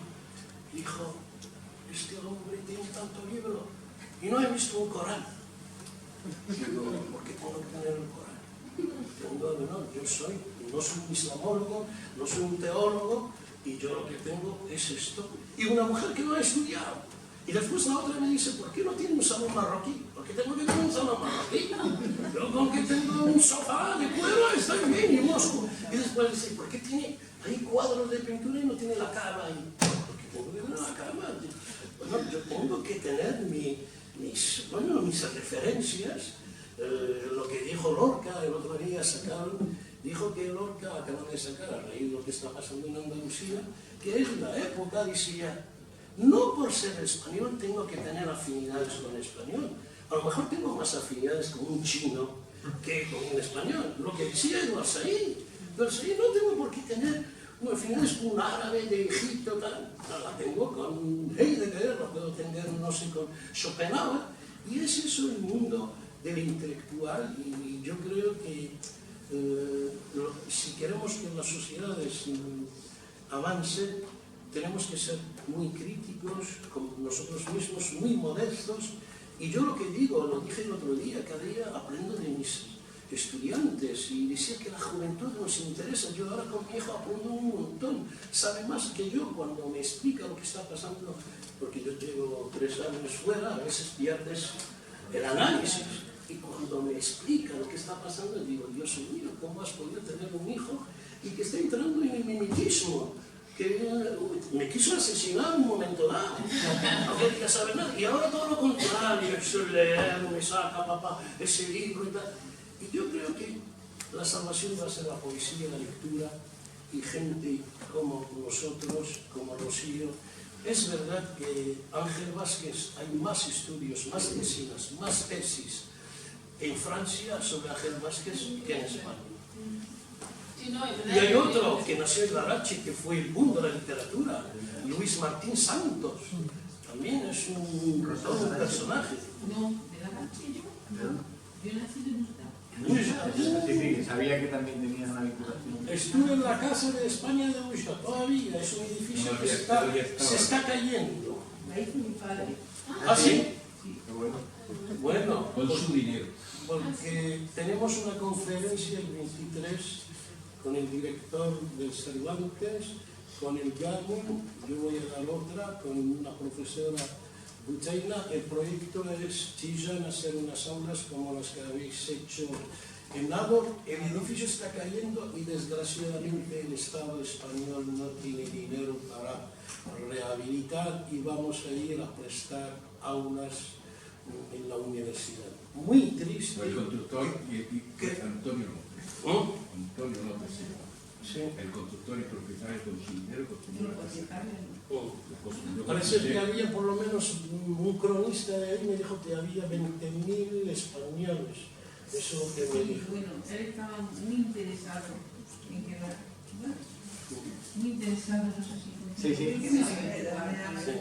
En que la cultura española estuviera presente en los españoles que hay que ¿Te puedes desplazar el 23 de enero?